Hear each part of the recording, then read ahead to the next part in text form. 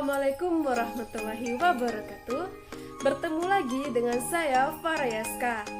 Dalam video ini saya akan mereview materi bab 6, yaitu tentang pengujian pengendalian dan pengujian substantif. Berikut penjelasannya. Menurut SAS 1 Section 320, pengendalian internal terdiri atas struktur organisasi dan seluruh metode yang dikoordinasi dan pengukuran yang diterapkan dalam suatu bisnis untuk melindungi aktiva, mengecek keakuratan dan keandalan data akuntansi, meningkatkan efisiensi operasional, dan mendorong data artinya kebijakan manajemen yang ditetapkan sebelumnya. Kemudian tujuan pengendalian intern yaitu menjaga kekayaan organisasi, menjamin keandalan data akuntansi, meningkatkan efisiensi kinerja, dan mendorong dipatuhinya kebijakan manajemen. Penanggung jawab struktur pengendalian intern yaitu manajemen, dewan komisaris dan komite audit, auditor intern, personal lain entitas, auditor independen, dan pihak luar lain. Dengan pemahaman struktur pengendalian intern, auditor dapat menilai auditabilitas atau dapat tidaknya laporan keuangan di audit, mengidentifikasi jenis kekeliruan dan ketidakberesan potensial yang mungkin berpengaruh pada laporan keuangan, dan auditor juga dapat merancang pengujian yang efektif terhadap saldo akun. Prosedur untuk menghimpun pemahaman pengendalian intern yaitu menelaah pengalaman sebelumnya dengan klien, mengajukan pertanyaan kepada manajemen, pengawas, dan staf personel, menginspeksi dokumen dan catatan, mengamati kegiatan dan operasi entitas, dan mempelajari buku manual, prosedur, dan kebijakan pengendalian klien. Selanjutnya adalah pengujian pengendalian. Merupakan prosedur audit yang dilaksanakan untuk menentukan efektivitas desain dan atau operasi pengendalian intern, dan pengujian pengendalian yang dilakukan berkaitan dengan apakah kebijakan dan prosedur telah didesain memadai untuk mencegah atau mendeteksi salah satu material dalam asersi tertentu dalam LK. Contohnya yaitu penyimpanan surat berharga klien di lemari besi yang nomor kodenya di tangan bendahara dan direktur keuangan. Kemudian pengujian pengendalian yang berkaitan dengan efektivitas operasi difokuskan kepada 3 pertanyaan, yaitu bagaimana pengendalian tersebut diterapkan, apakah pengendalian tersebut diterapkan secara konsisten, dan oleh siapa pengendalian tersebut diterapkan.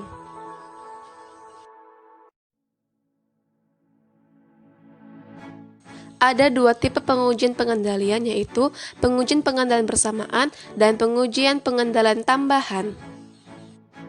Yang pertama yaitu pengujian pengendalian bersamaan, merupakan pengujian yang dilakukan oleh auditor bersamaan waktunya dengan usaha pemurahan pemahaman atas pengendalian intern yang terdiri dari prosedur untuk memperoleh pemahaman dan sekaligus mendapatkan bukti efektivitas pengendalian intern.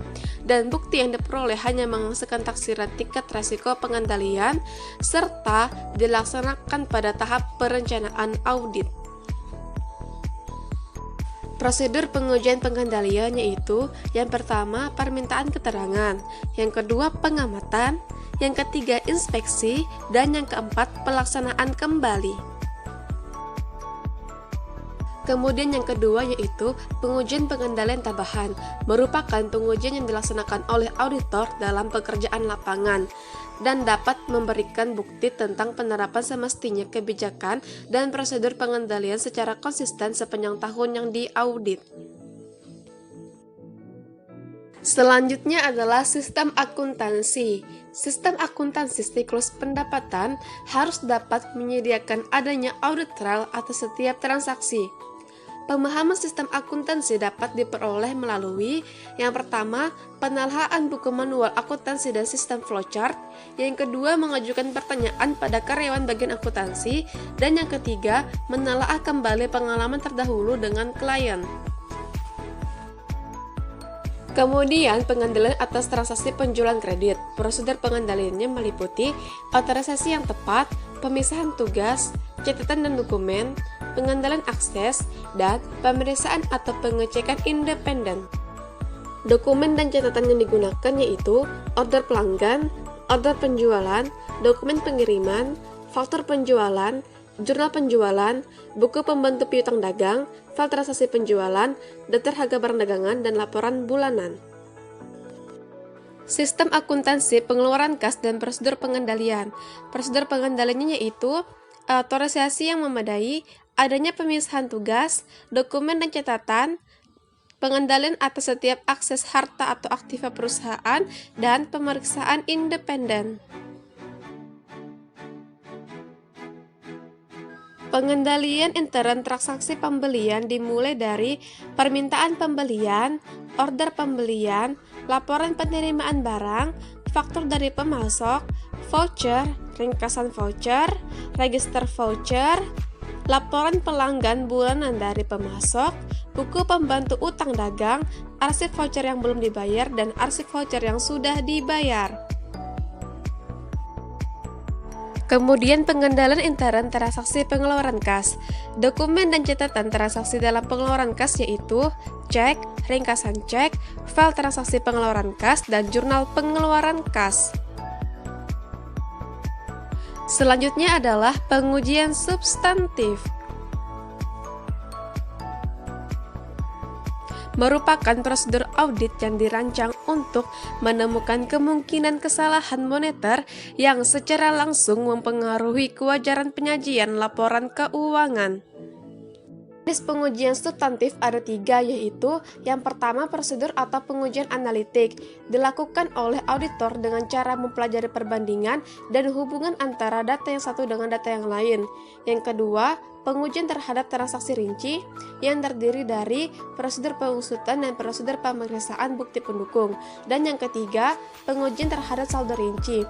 Pengujian ini difokuskan untuk memperoleh bukti secara langsung tentang suatu saldo akun yang dilakukan dengan melakukan konfirmasi dan melakukan inspeksi. Penyebab kesalahan moneter yaitu kesalahan dalam penerapan PABU, tidak diterapkannya PABU di Indonesia, ketidakkonsistensian dalam penerapan PABU, ketidaktepatan pisah batas pencatatan transaksi, kesalahan perhitungan, kesalahan dalam pekerjaan penyalinan, penggolongan dan peringkasan informasi, dan pencantuman pengungkapan unsur tertentu dalam LK. Konfirmasi. Konfirmasi merupakan bentuk permintaan keterangan yang memungkinkan auditor memperoleh informasi secara langsung dari sumber independen di luar organisasi klien. Jenis konfirmasi ada 2. Yang pertama, konfirmasi positif, yaitu debitur cukup menyebutkan apakah saldo piutang dagang tersebut benar atau salah. Yang kedua, konfirmasi negatif, yaitu debitur cukup menjawab atau mengembalikan surat konfirmasi apabila saldonya salah. Selanjutnya adalah pengujian substantif saldo piutang dagang. Rekening piutang dagang digunakan untuk menampung pencatatan aset perusahaan berupa piutang yang timbul dari penjualan barang dan jasa. Pada kegiatan perusahaan normal, piutang dagang akan dilunasi dalam jangka waktu kurang dari 1 tahun. Kemudian, rekening yang berkaitan erat dengan piutang dagang adalah penjualan, dan dalam pelaksanaan pengujian substantif piutang dagang, auditor terutama mengandalkan bukti yang diperoleh dari konfirmasi dan menelaah dokumentasi yang dilakukan oleh perusahaan klien.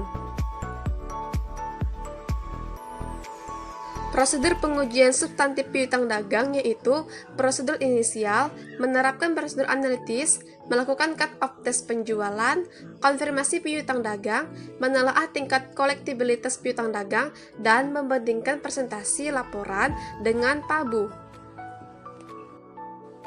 Dan yang terakhir yaitu prosedur pengujian substantif aktiva tetap. Prosedurnya yaitu prosedur inisial, prosedur analitis, mengusut penambahan aktiva, mengusut pelepasan aktiva, inspeksi atas penambahan aktiva tetap, dan memeriksa dokumen dan kontrak leasing. Demikian yang dapat saya sampaikan. Mohon maaf bila terdapat kekurangan. Terima kasih telah menonton video ini dan sampai jumpa di video selanjutnya. Wassalamualaikum warahmatullahi wabarakatuh.